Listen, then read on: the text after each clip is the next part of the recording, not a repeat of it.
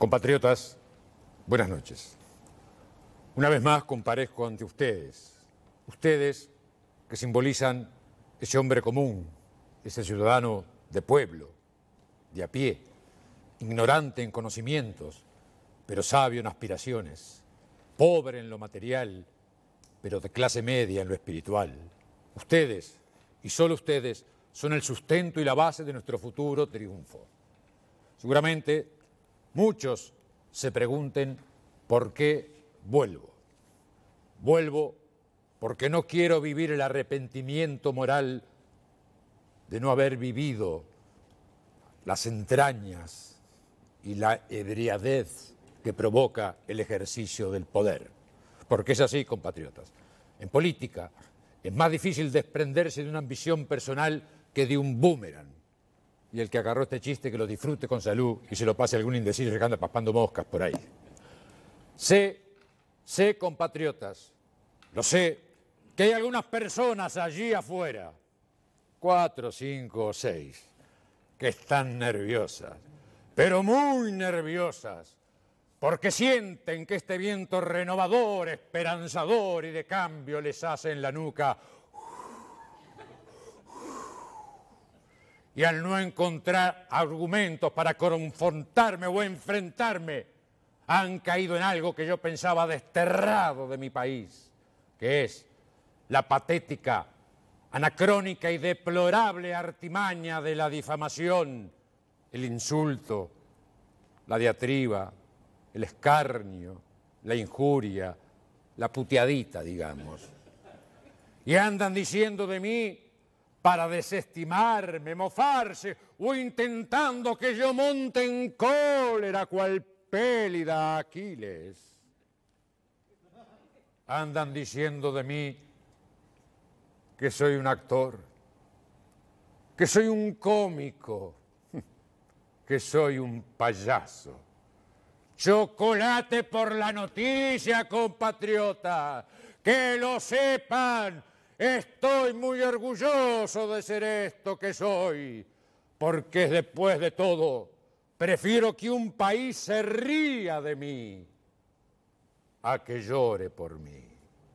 Compatriotas, muchas gracias, buenas noches y recuerden, voten primero, pregunten después. Chao.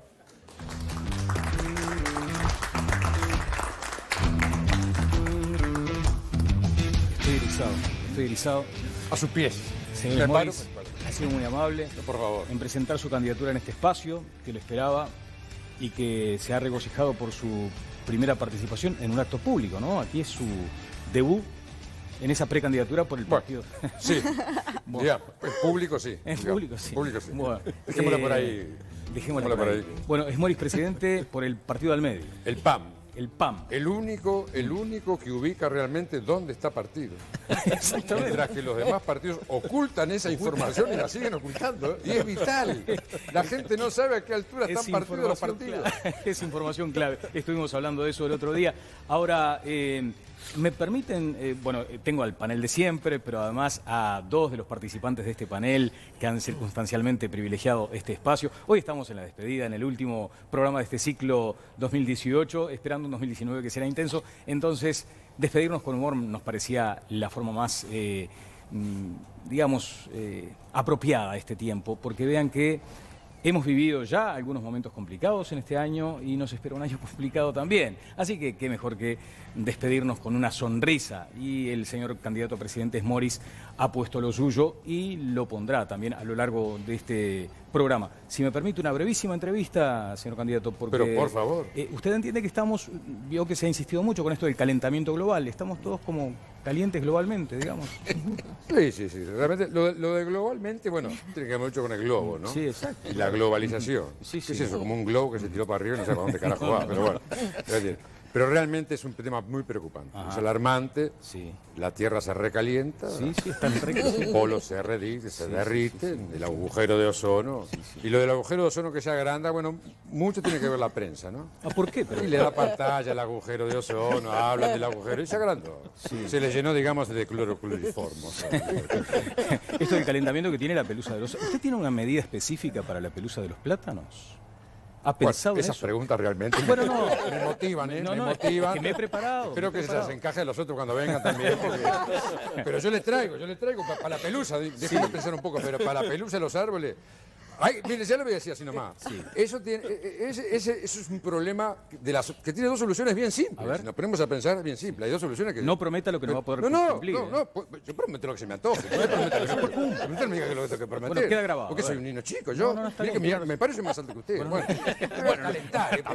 Tampoco, digamos, es un gran mérito. No, porque al final de cuentas le pego en bicicleta con la prensa. No. Y todavía me ponen agua. ¿Y qué me están tratando de qué? Bueno, escúcheme, mire, le voy a decir una cosa. La solución es bien simple. O sacamos los plátanos o sacamos la gente. Eso es claro. Hay que arrancar por ahí.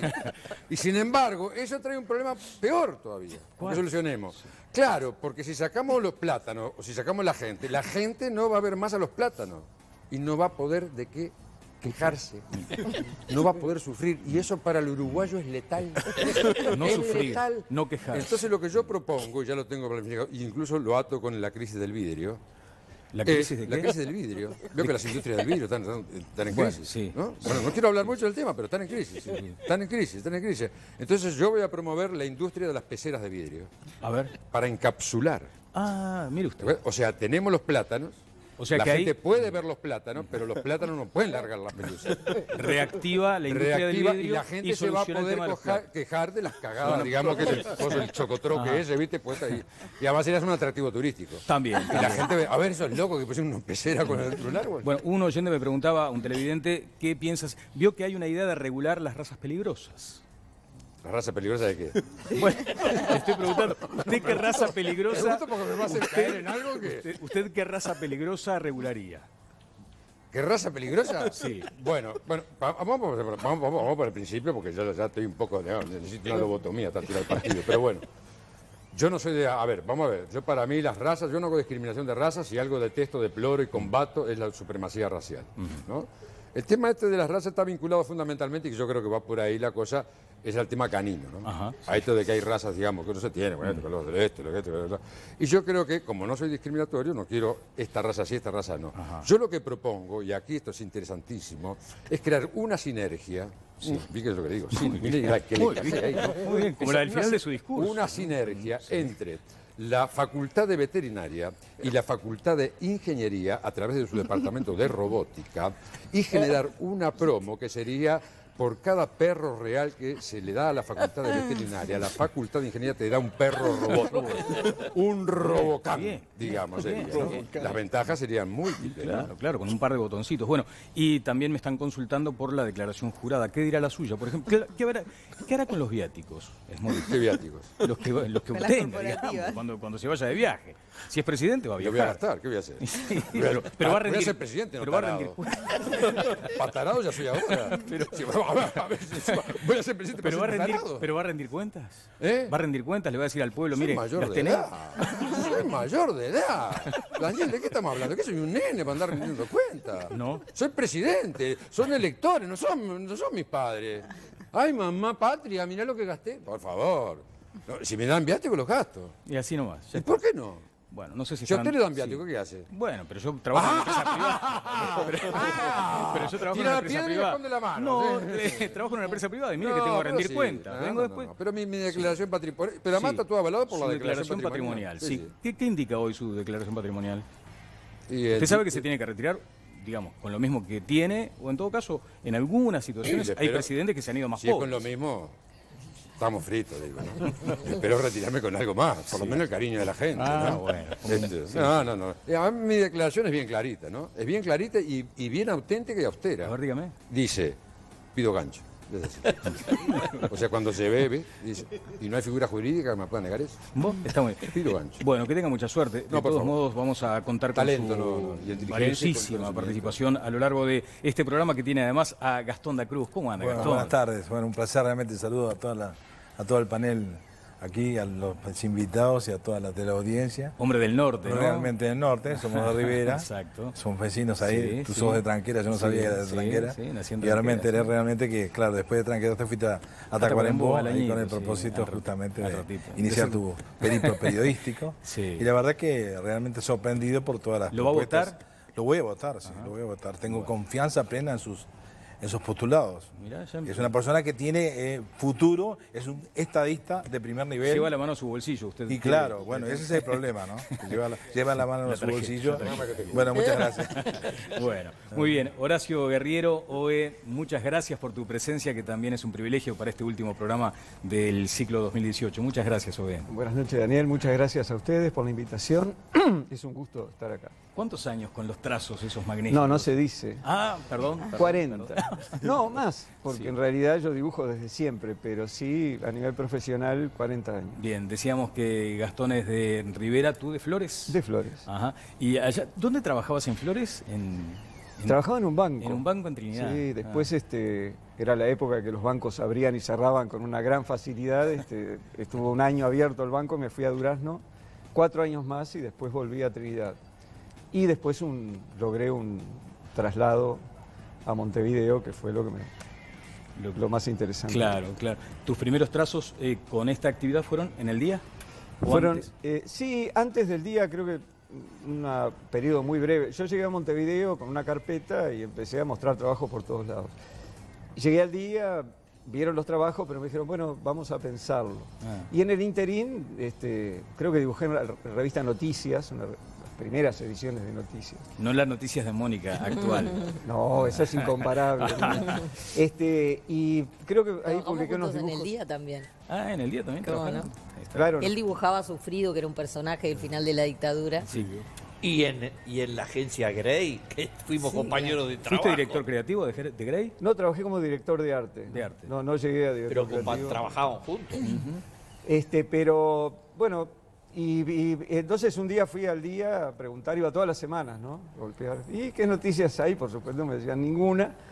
Y un día en esa cosa, canario inconsciente, digo, bueno, pero miren que había una revista que salía una vez por semana, o cada 15 días, no me acuerdo, me pide exclusividad, presionando al día. Y aunque te parezca mentira, a los 3 días me llaman. Pero bueno, la verdad que fue un cambio de vida importante, porque era uno de los objetivos que yo buscaba. Y bueno, estuve realmente muy buenos años. Bien, Esmoris, esta periodista lo va a poner incómodo, ¿eh? En los próximos minutos vaya preparándose. Se lo quiero decir. ¿Incómodo? Sí, lo va a poner muy mal. Lo va a poner muy mal, así que Ok. acomódese bien. Bueno, Connie, estamos llegando al cierre. ¿Deberían llevarse bien el humor y la política? ¿Hay antecedentes de crispaciones fuertes por publicaciones humorísticas o pretendidamente humorísticas que atacan mucho, en fin? A mí me parece de la esencia de la política el humor. Desde chico me interesa la política y me encanta el humor. Y desde que era chico disfrutaba de caricaturas, leía de articulistas, compraba revistas. Yo era cliente de la vieja Peloduro durante la dictadura. El humor fue uno de los factores decisivos que horadó el empujo o la fuerza de los militares, y ahí estaba El Dedo y Guambia, claro, sí. Davesier. Y después, digamos, lo que hacía Horacio y otros caricaturistas desde la prensa tradicional, siempre fue muy importante y sigue siendo. Yo últimamente veo menos, pero soy seguidor de todos los humoristas. Me encantan 2 argentinos que en los últimos años, durante el periodo de los Kirchner, me regocijaron los fines de semana, los sábados en La Nación y los domingos en Bueno, Clarín. y acá en Uruguay sos el presidente del club de fan de Carlos Tanco, ¿no? Todas las mañanas escucho a Carlitos Tanco, y hoy hizo un análisis sobre lo de Artigas que creo que es insuperable. Ajá. Bueno, tengo también a Benir Sartú, a Miguel Mansi. ¿Cómo es esto de la política y el humor? Porque además quiero después con el señor Gastón da Cruz repasar o convocar, en todo caso, a este espacio, algunos calificados. Por ejemplo, estaba invitado Jorge Larrañaga hoy aquí. Exactamente, tenemos el propósito, como siempre, de venir a plantear nuestras inquietudes frente a este peligroso candidato que expone las cosas con una suficiencia tal que a mí me impresiona profundamente. ¿Lo intimida? Yo creo que nosotros tenemos que ser racionales, no podemos ser surrealistas como esta persona que nos pone los pies sobre la tierra.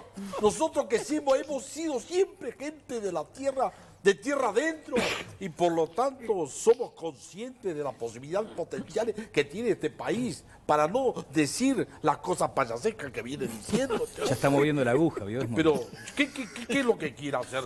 Pero por favor, yo realmente me siento sorprendido.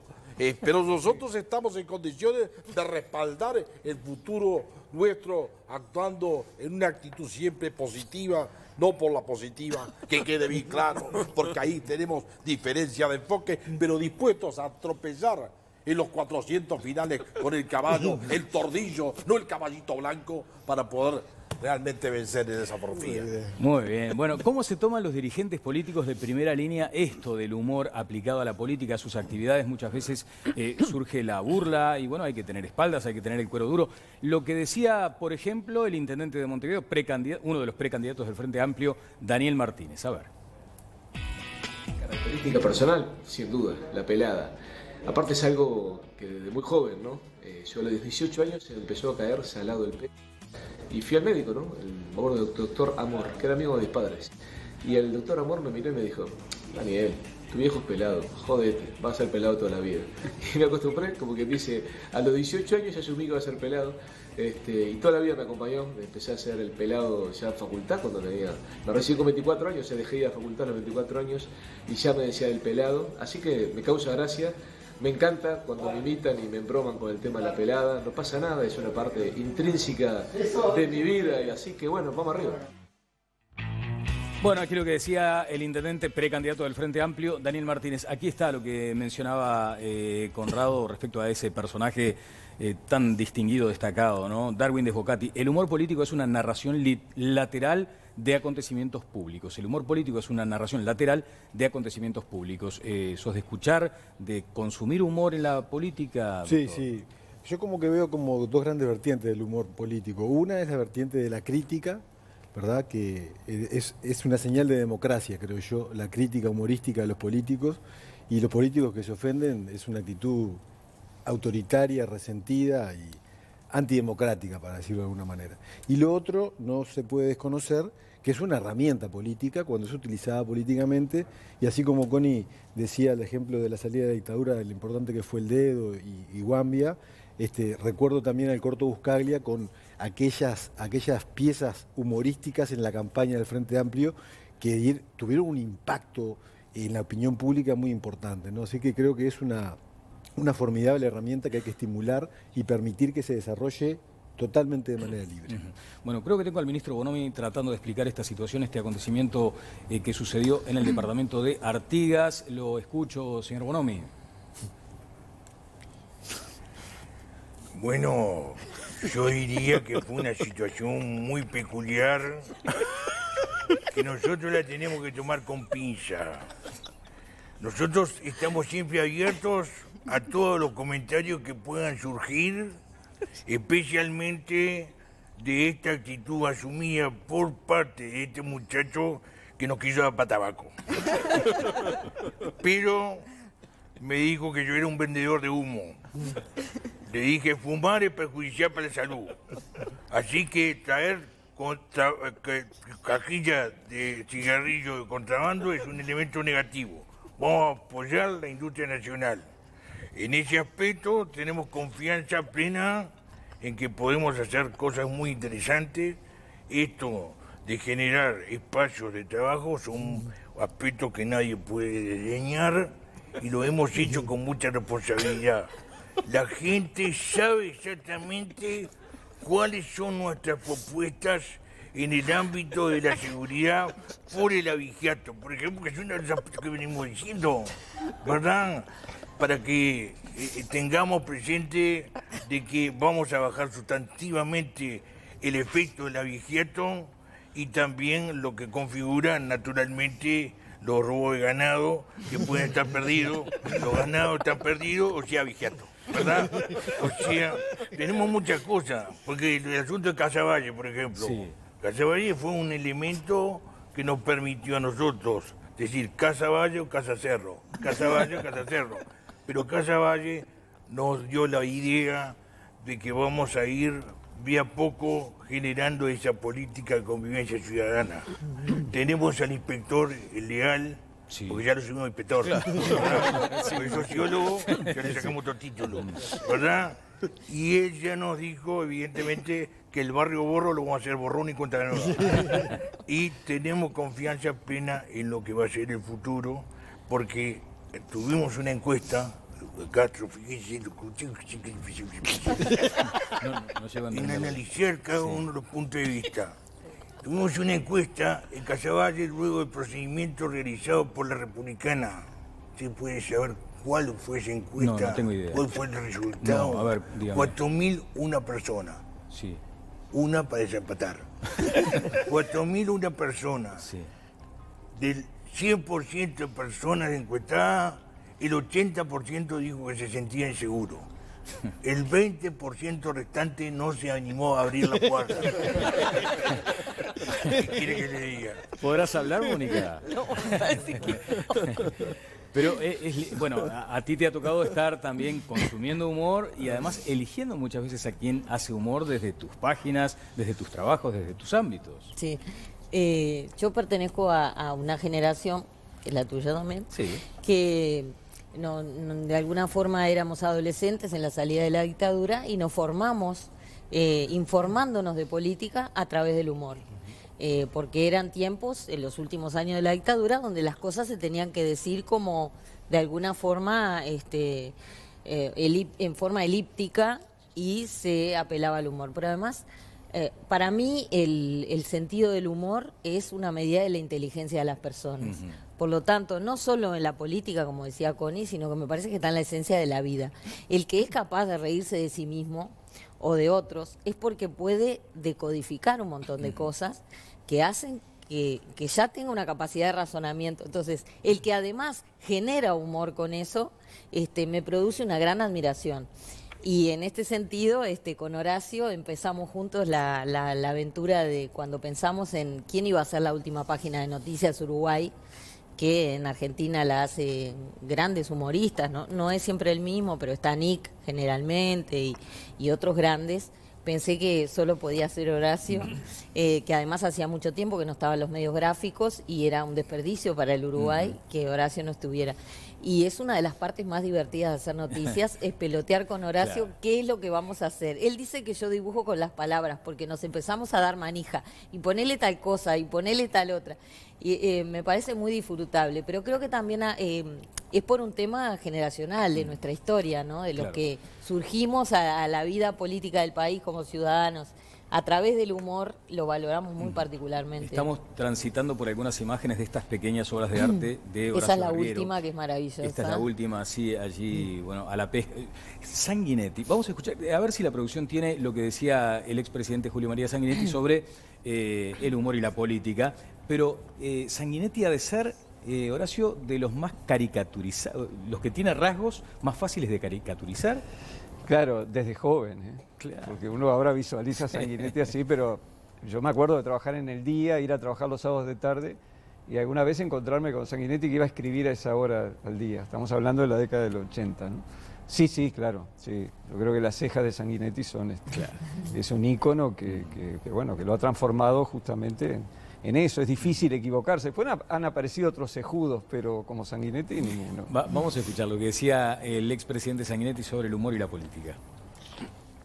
Desde los tiempos de Grecia y Aristófanes, que tomaba en broma ya la política ateniense en el siglo V a.C.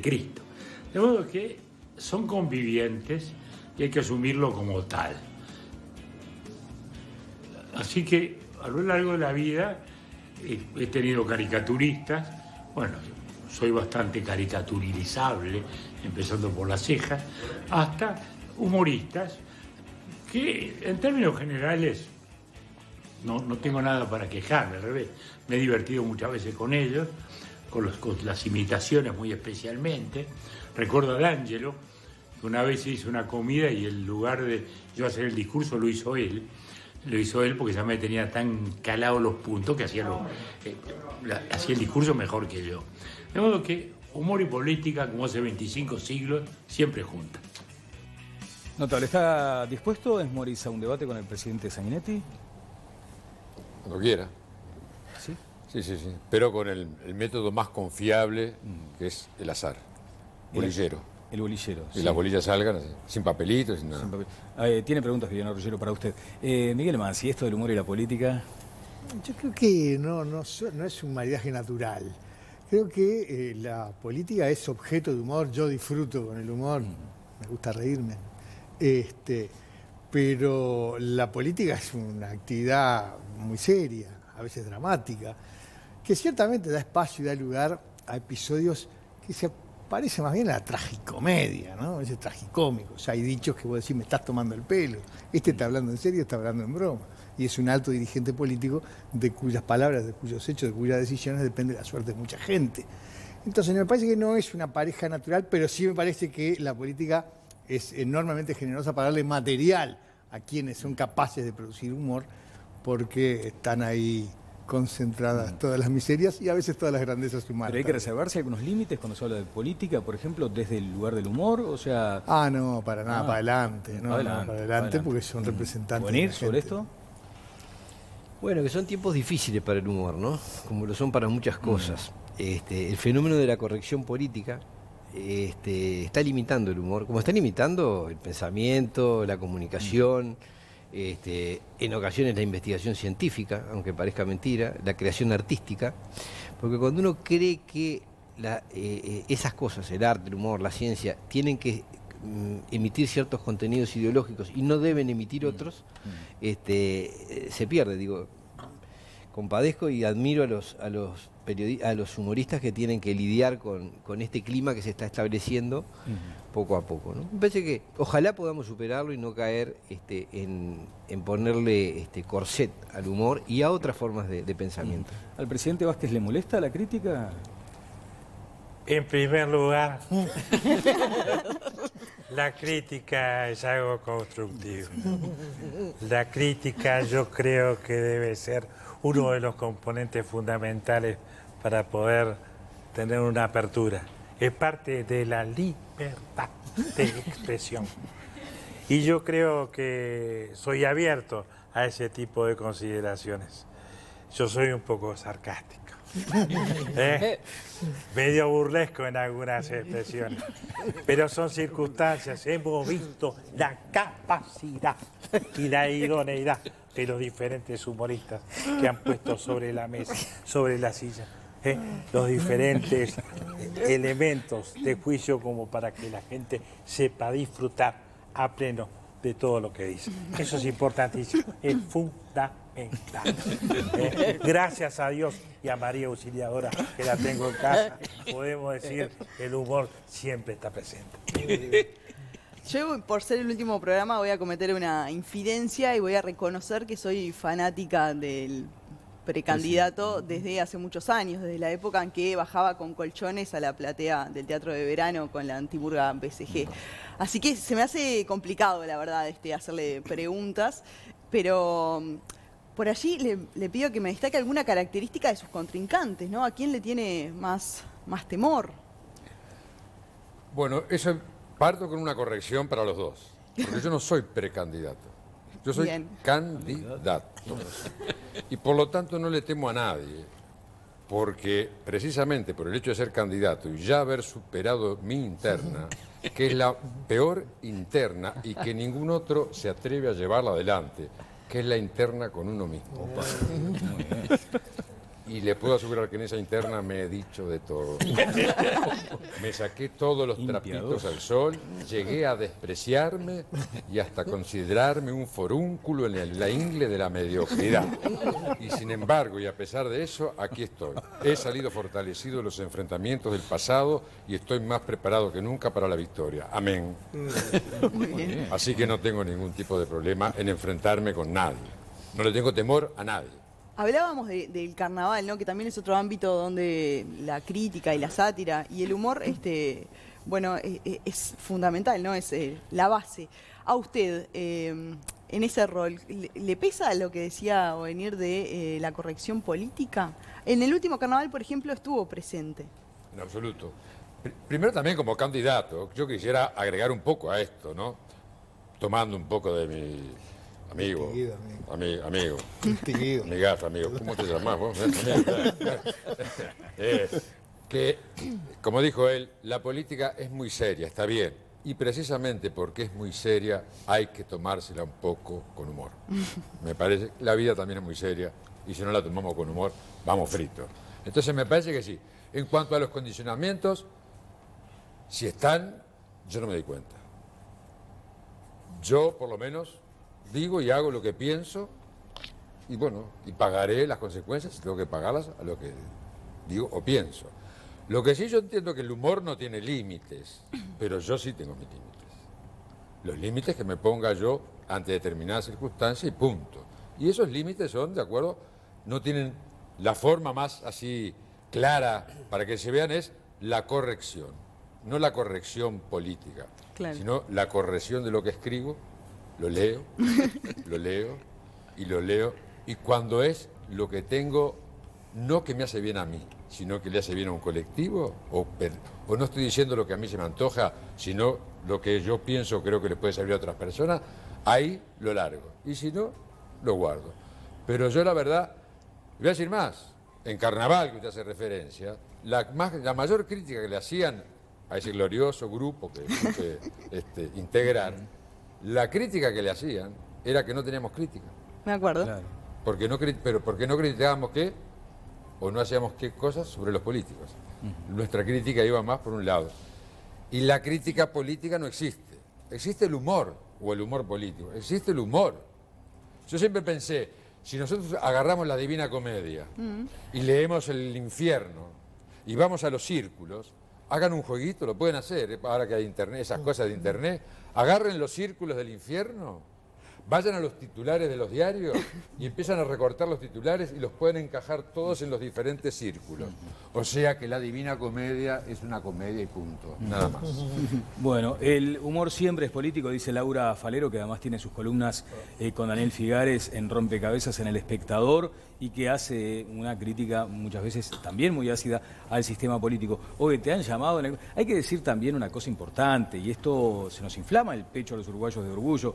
Son caricaturistas reconocidos en el mundo. De hecho, tú tienes como ciertas corresponsalías con algunos medios internacionales. Estábamos viendo ilustraciones de Ombú, también de Aroxa. ¿Hay algún caricaturista que tú distingas particularmente en tu gusto? O sea, ¿alguien que te guste seguir? Yo creo que cuando empezás a trabajar, cuando comenzás, tomás referencias, ¿no? Sí. Las mías fueron Levin, un caricaturista americano extraordinario, Sabat, digo, básicamente ellos dos. Y claro, los primeros tiempos en donde no sos profesional y tenés que comenzar a trabajar, vas tomando Claro. vas percibiendo, vas copiando, vas tomando trazos, ¿no? Hasta que Hasta un llegar día- a tu estilo. y digamos. arrancás por un camino que te agrada, que funciona, que a los demás les gusta. Que te ha dado Y grandes seguís. satisfacciones, pero te han llamado para criticarte, para decirte, che, ¿por qué hiciste esto? Vos sabés que, curiosamente, cuando hubo alguna persona que se molestó, o alguna colectividad que se molestó, llamaban al director del diario y no me llamaban a mí, nunca me llamó nadie. Me enteré tangencialmente, lateralmente, de que alguna persona estaba incómoda. Nunca respondí, jamás. Hice ningún movimiento, digamos, hacia nada, porque me parece que no corresponde, ¿no? Yo creo que el humor es universal, cada país seguramente, con sus características, se apropia del sentido del humor, lo respeta, el uruguayo, digo, el político uruguayo, yo no he tenido ningún inconveniente básicamente con nadie, porque me parece que el que se enoja pierde, ¿no? Claro, hay quienes dicen que el ministro de Economía carece de humor para afrontar algunas circunstancias, que le molesta a veces la crítica desde el humor. Bueno, yo considero que si hablamos de una situación de carácter deportivo, evidentemente hay razones de bolsillo que se ajustan a una situación muy peculiar que estamos viviendo los bolsilludos.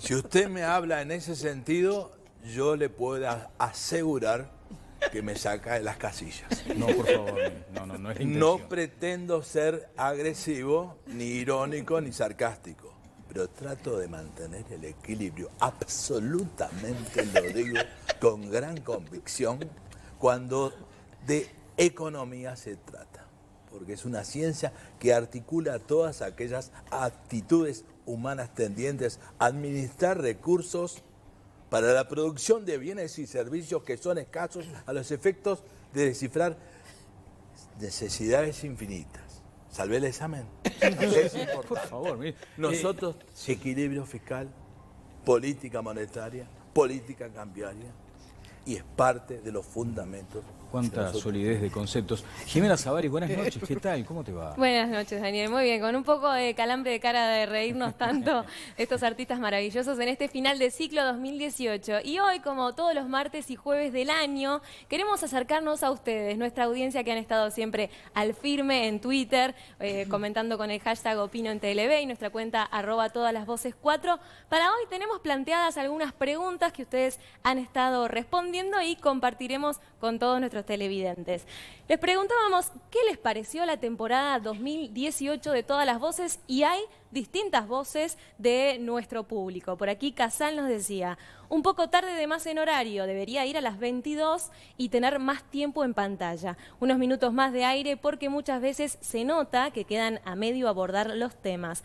Mucho más TLB nos decía. Robert, muy buena, dando lugar a la libre expresión. Aunque no simpatizo, se extraña Andrade. Excelente Daniel por ahí. Y aquí Disparador nos decía, muy tarde y corre riesgo de argentinizarse. Son todas válidas sus respuestas a nuestra pregunta en el hashtag Opino en TLB. Bien, tenemos un perfil notoriamente uruguayo, además, en atención a que tratamos temas que le inquietan a la gente. Uno, la seguridad. Después me gustaría que el señor Subía se hiciera presente en la medida de lo posible, porque ha sido seguramente el asunto este de la inseguridad uno de los temas predominantes en el programa.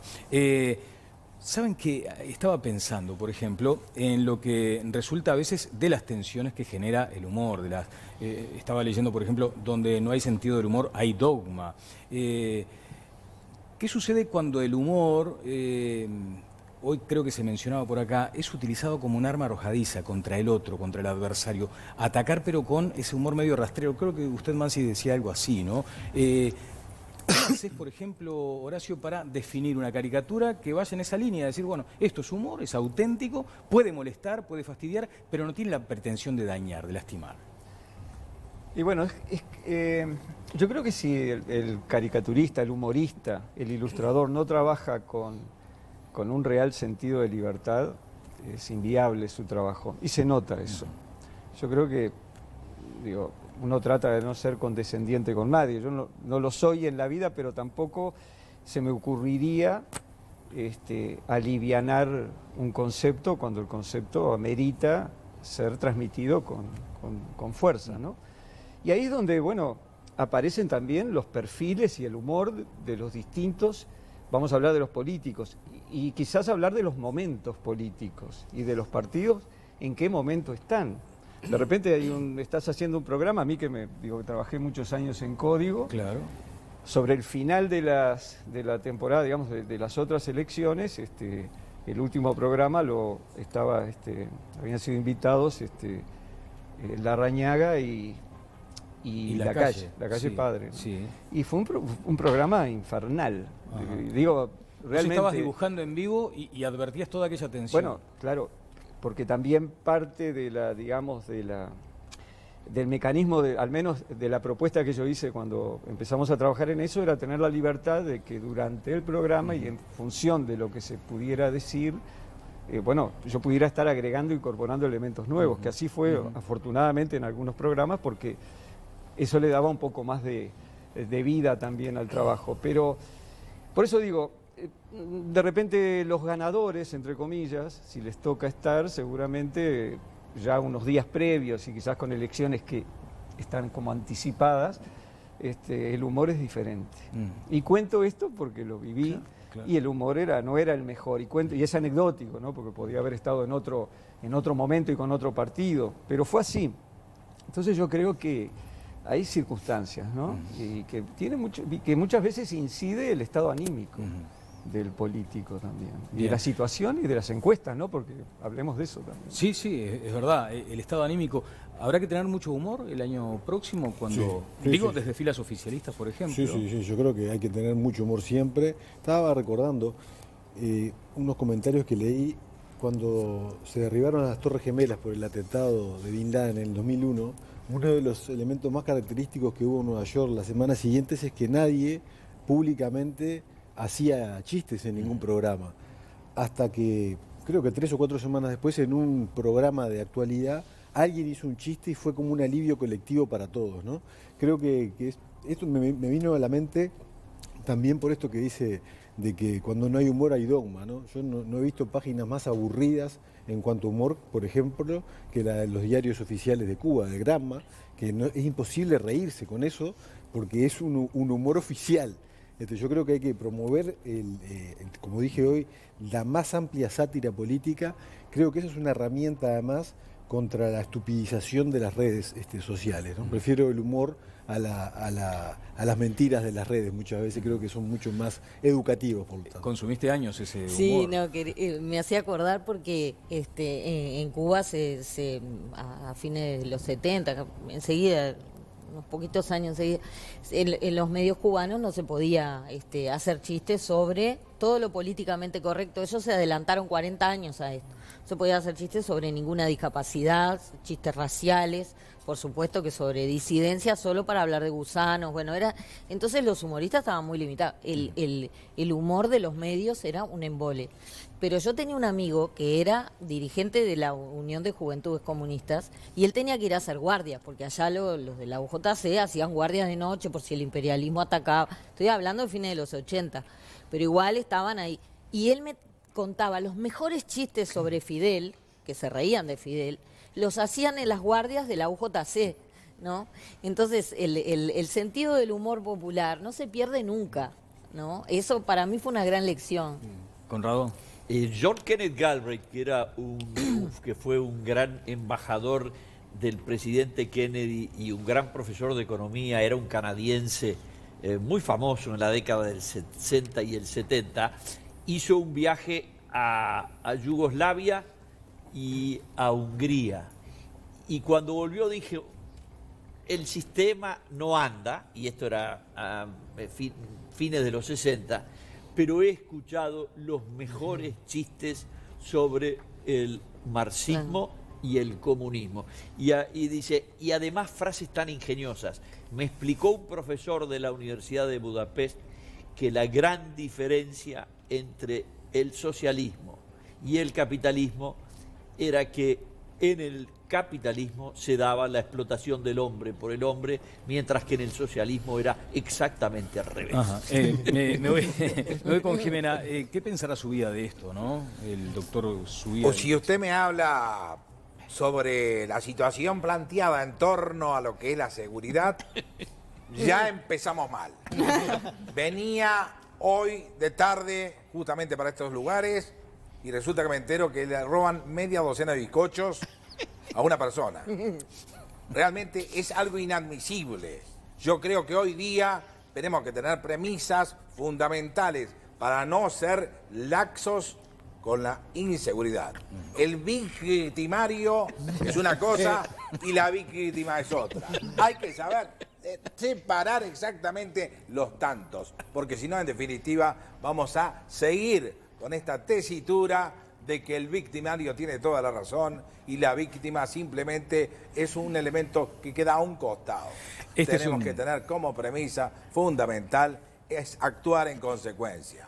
Y en ese sentido estamos con el Partido de la Gente, con el señor Novik, que está trabajando muy especialmente en ese aspecto. ¿Está contento Novik con esto, no? El otro día lo escuché. Por supuesto.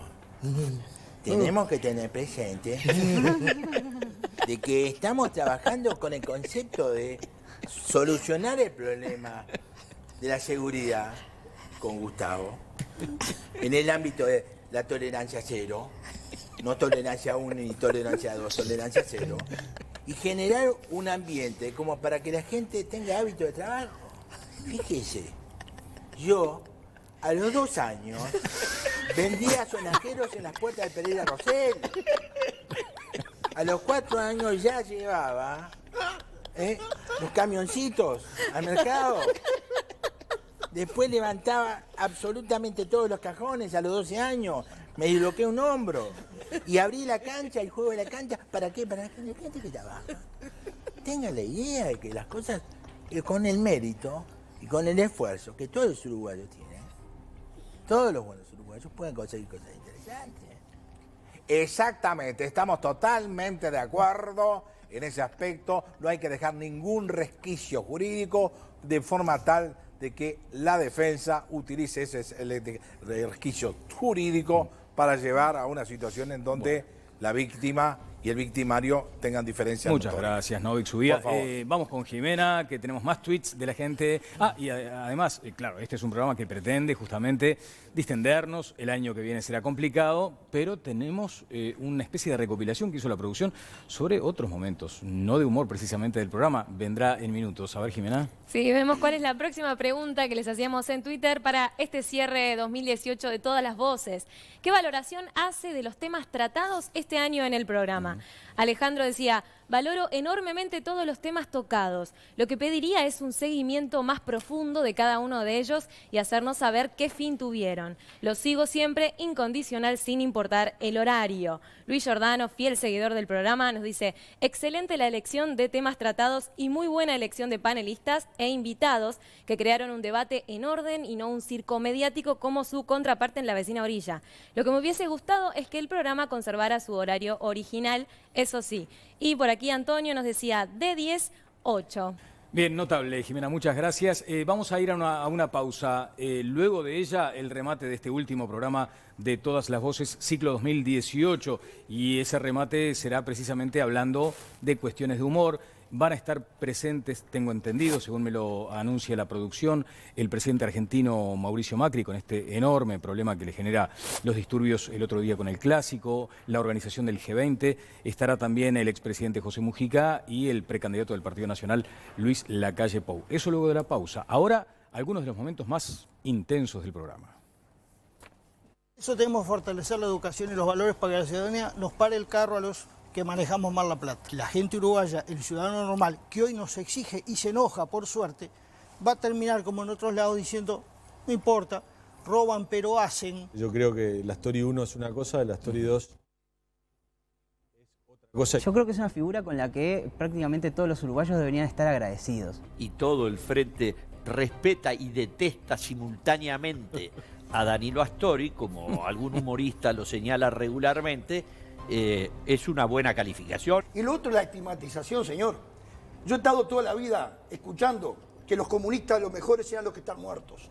Y que los sindicatos, el mejor sindicato es el que está cerrado y el que no existe. Entonces, para los dos lados. Una cosa es cuando se estigmatiza de los dos lados. ¿Y del lado de ustedes? Bueno.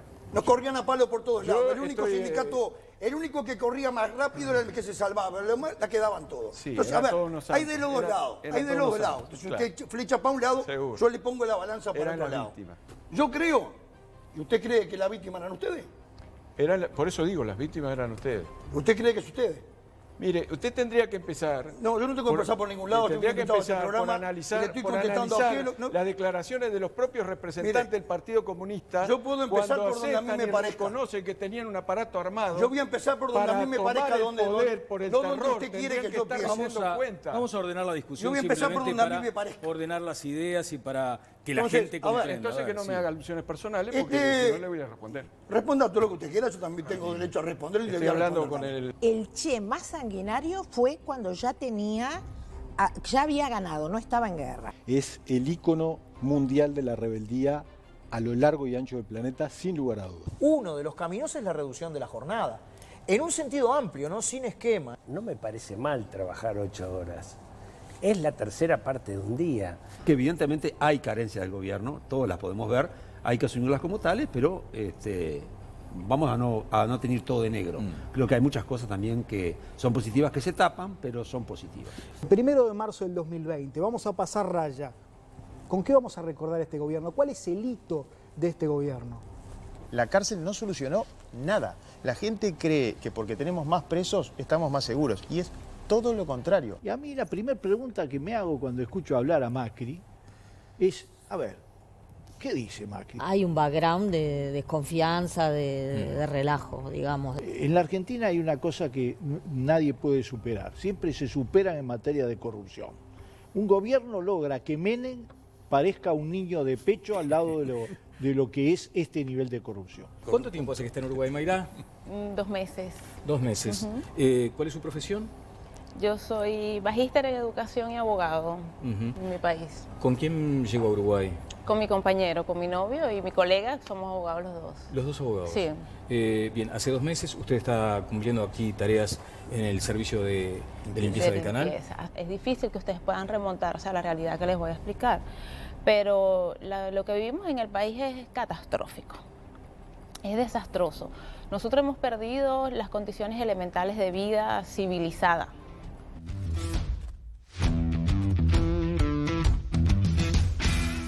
El Uruguay tuvo 50 años de periodo que coincidió con unos ciclos de prosperidad. En el año 55 se inauguró la plantita de Minas y empezó a hacer sus primeros pasos. Nunca anduvo bien. O sea que hay que privatizar, Conrado. No, hay que hacerla desaparecer, una bomba. Ajá. Películas de los cowboys. Ya está. Las empresas públicas son la tragedia del Uruguay. Hay que cerrarlas todas de la primera a la última. El Estado hoy es de COFE. Es poderosísimo Martín Pereira, porque manda sobre la corporación de funcionarios públicos. Ni le digo la rubia Mireya que manda sobre la corporación que negocia con el señor Brenta. ¿Hiciste el cálculo de lo que habías aportado para este Ante la Arena?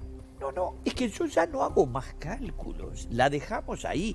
Ya lo he dicho, la única solución es el año que viene, en octubre, punto. De acá se ve distinto. De acá se ve distinto. Se ve mejor a Conrado. Sí. ¿A Conrado le ofrecerías algo en una eventual presidencia? Un saludo. Un saludo. Apenas eso. Un saludo, un abrazo. Y que te maneje los números, ahí nada. Lo más lejos posible. Lo más lejos. O sea, ahí no hay ninguna chance. Yo le mandé, y voy a tomarme la libertad porque lo mandé yo, le mandé un WhatsApp y le dije, Óscar, desde hace un tiempo tenía claro que estabas decidido a aceptar una candidatura si tenías el apoyo de tu partido. Te deseo suerte personal, pero no política. Traté de hacer lo mejor que pude, ¿no? El ganador es Todas las Voces. Bueno, gana Muniris. No pude estar en el festejo. Iris a Mejor Periodístico 2018, Todas las Voces.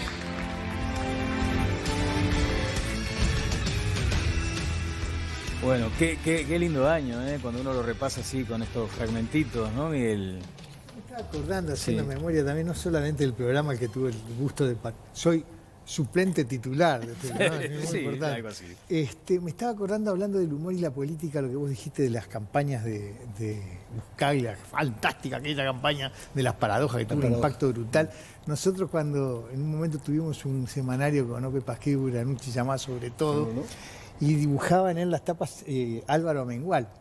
Y le pedimos a Álvaro que hiciera sonreír a don Pepe Valle, que no hay ninguna foto, ahora discutíamos con él, yo no tengo ninguna foto en la cabeza de don Pepe Valle riendo.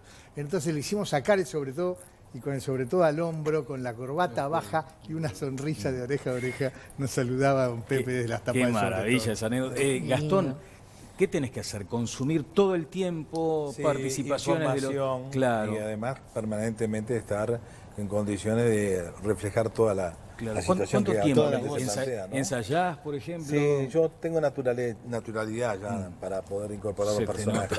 Y después lo trabajo, y en función de todas los que dicen, también trabajo sobre ese texto, en base a eso, y hago los giros desde el punto de vista del humor, ¿no? Claro. Y nunca he tenido problemas, afortunadamente, gracias a Dios. Pero participás, por ejemplo... Hace años que vengo haciendo, lo he hecho con todos los grupos, y nunca he tenido ninguna clase de inconveniente, así que en ese aspecto siempre ha sido bien recibido. Claro, Gastón, ahora se viene todo el tiempo de las celebraciones de las empresas, a ti te convocan todo el tiempo a los eventos, y allí hay un público...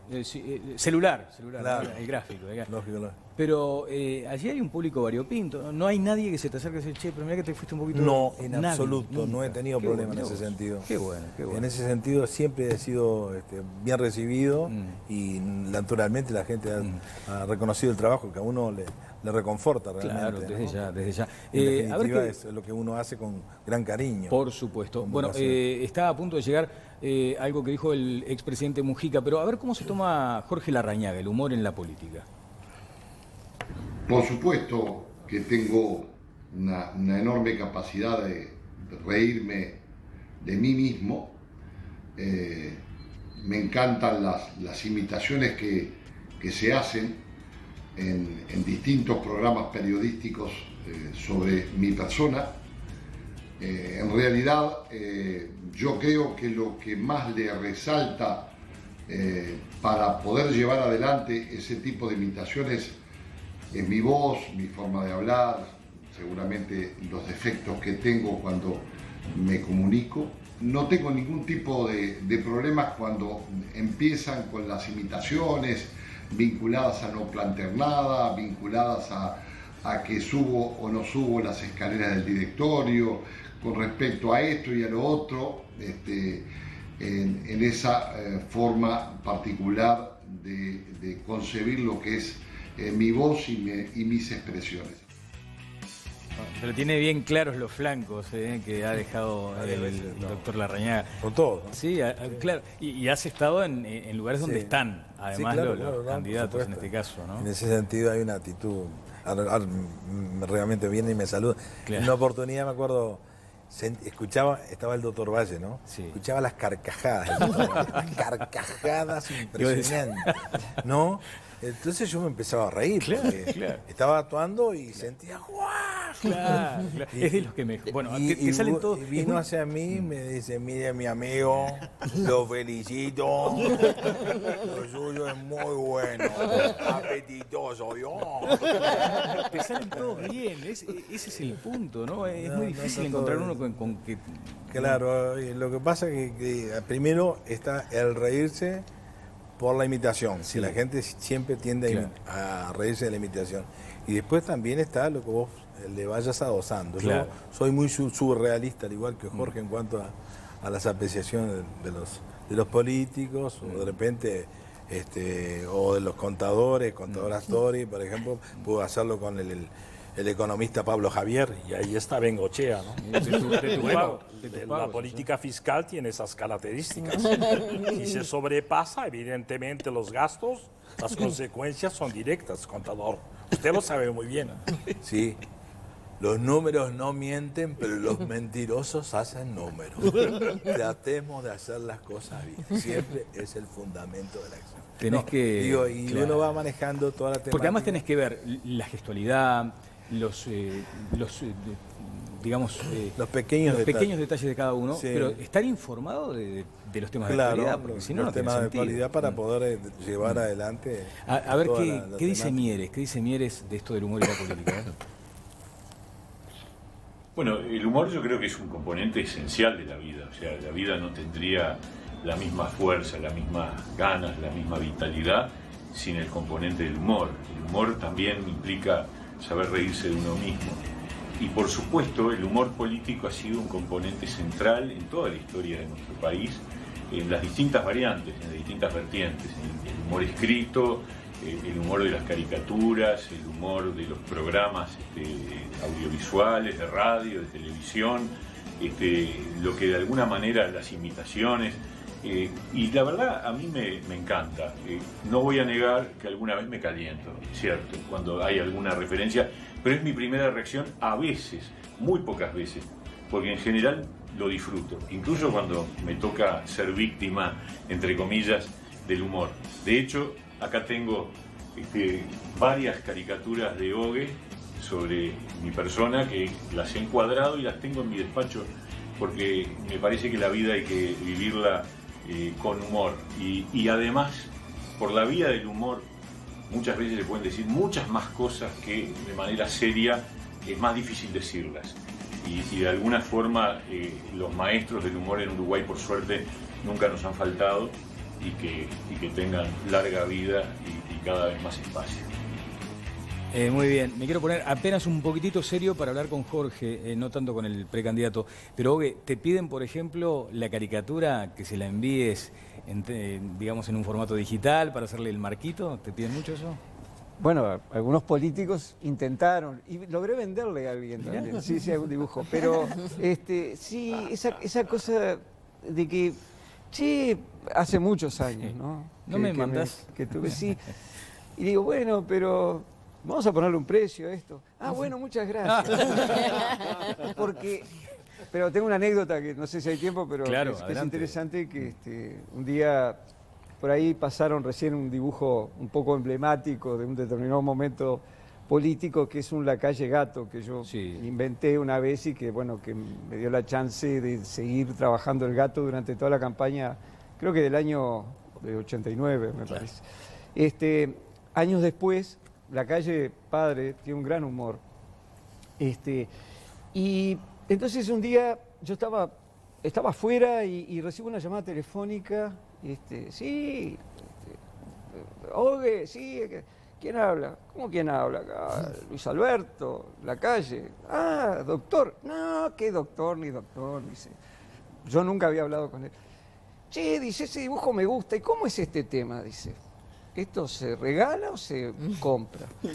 Y bueno, o sea, lo nombro porque esto incluso lo hablé con él muchas veces. ¿Y compró? Sí, compró, sí. No, lo voy a decir porque si no digo el final, no, por supuesto que lo compró. Pero esa cosa muchas veces, ¿no? Medio campechana que tienen los políticos, ¿no? Pero che, ya que estás ahí.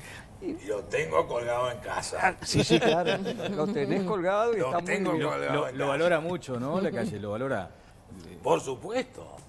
Eso es un aspecto que yo admiro profundamente, la capacidad y el talento puesto de manifiesto por cada uno de los diferentes caricaturistas. En este caso hoy es el ejemplo.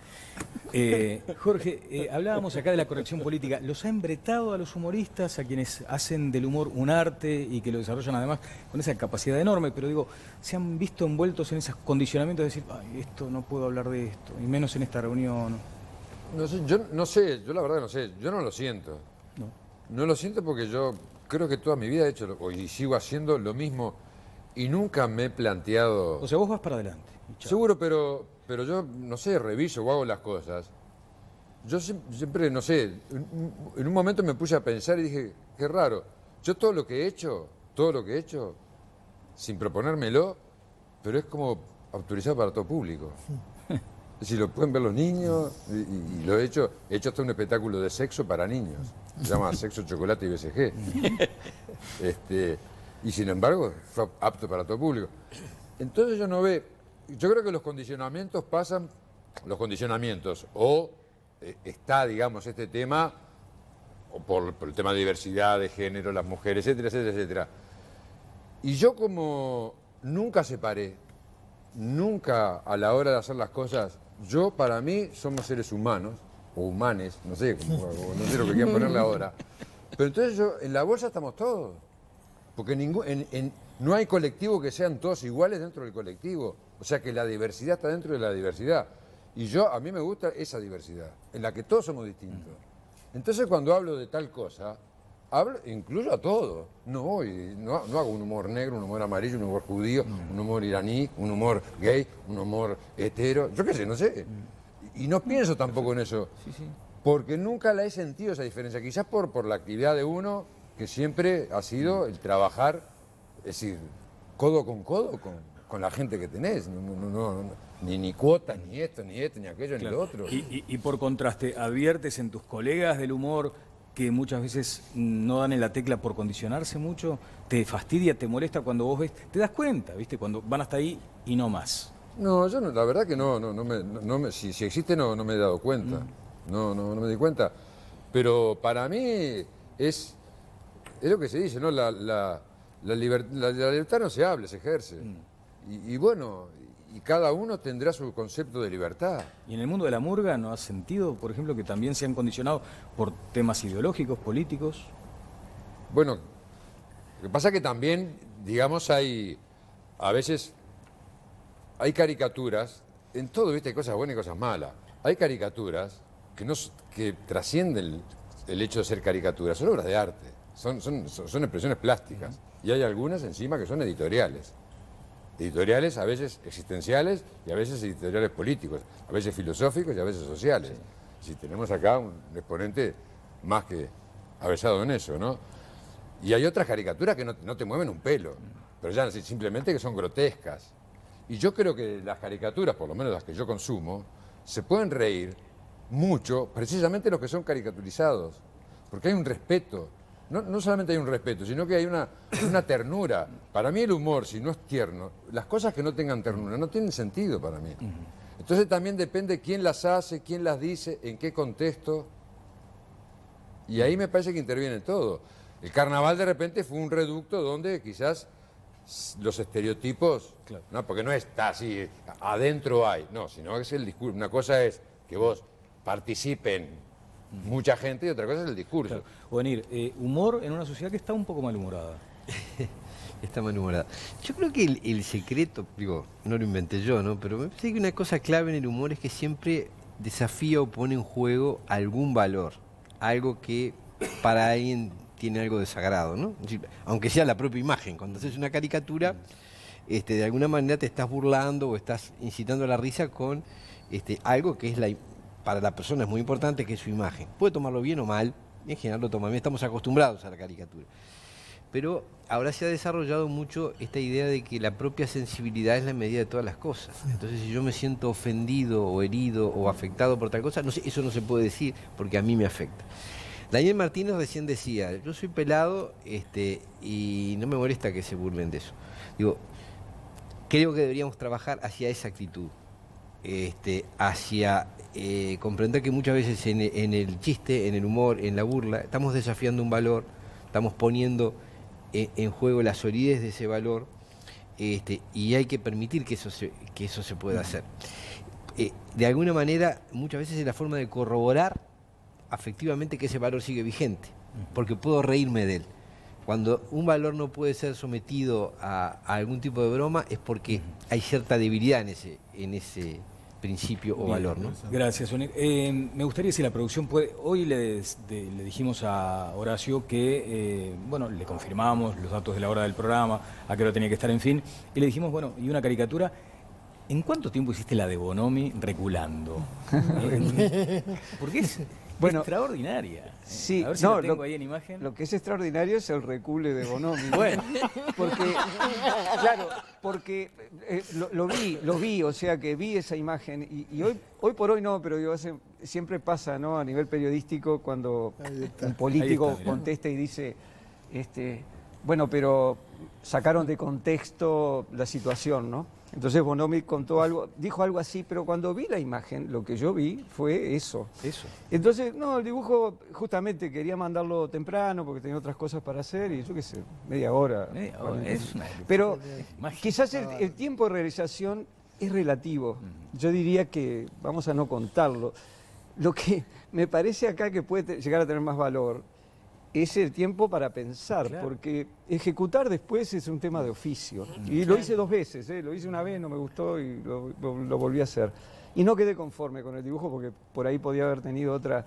Pero bueno, lo mandé y lo colgué yo mismo, al no estar publicando constantemente, excepto en la gloriosa Noticias Uruguay que estamos compartiendo con la querida directora, que lo publico en Instagram, en Facebook. Sí.